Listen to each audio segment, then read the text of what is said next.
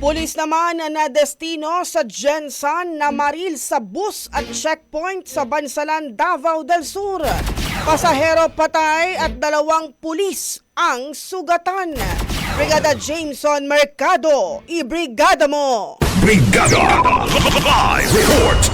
Agad na nahuli at nasa kustudiya na ngayon ng Magsaysay Municipal Police Station sa Davao del Sur ang isang police suspect na si Police Corporal Alfred Dawatan Sabas matapos ang nagawa nitong indiscriminate firing sa loob ng pampasayrong bus na mayroong body number 15545 na ikinamatay ng isang pasahero kaninang alas 2:30 ng madaling araw, Disyembre 28 sa barangay New Opon, Magsaysay, Davao del Sur.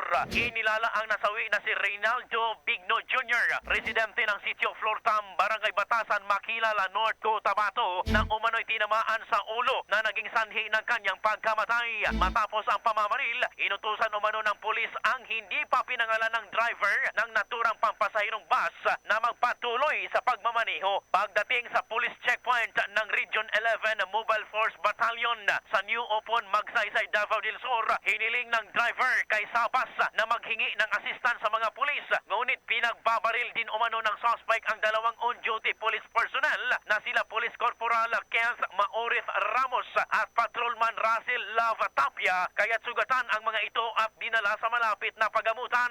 Ayon sa ulat, kasama ng suspect ang kanyang live-in partner sa pagbebiyahe at tila nagtatalo umano ang 2 na humantong sa pamamaril ng nasabing pulis suspect. Agad na tumakas ang salarin, ngunit nahuli ito ng mga otoridad sa barangay Kinuskusan, Bansalan, Davao del Sur.